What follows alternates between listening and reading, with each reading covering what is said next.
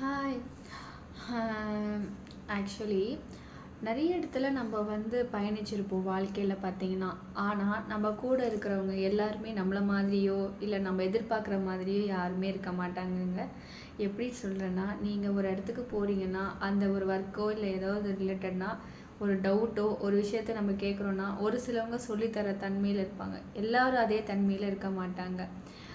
So நம்ம எப்படி இருந்தாலும் நம்ம அந்த இடத்துல இருந்து அட்ஜஸ்ட்மெண்ட் பண்ணி ஓகே அப்படின்ட்டு நகர்ந்து போகிறது தான் வாழ்க்கை.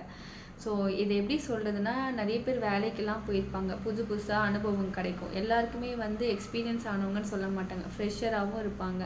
ஸோ இந்த மாதிரி நம்ம ஒரு இடத்துல வேலை செய்ய போகிறோன்னா சூழ்நிலைகள் வந்து நிறைய விட என்ன சொல்கிறாங்கன்னா, சீனியர்ஸ் வந்து நிறைய பேர் ஜூனியர்ஸ்க்கு சொல்லித்தரணும்னு நினைப்பாங்க. ஒரு சிலவங்க வந்து நம்ம ஏன் அவங்களுக்கு சொல்லித்தரணும்னு மனப்பக்குவத்துலேயும் இருப்பாங்க.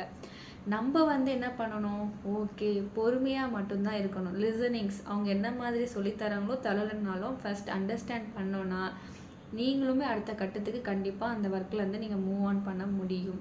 ஸோ நிறைய பேர் வந்து நான் போனேன், எனக்கு வந்து எக்ஸ்பீரியன்ஸ் பண்ண முடியல, ஒர்க் பண்ண முடியலன்னு சொல்லி குவிட் பண்ணிடுறாங்க. குவிட் பண்ணுறதுக்கு பதில் இந்த மாதிரி பொறுமையாக இருந்தீங்கன்னா நீங்களும் லைஃப்பில் வந்து சாதிக்கலாம். Thank you so much.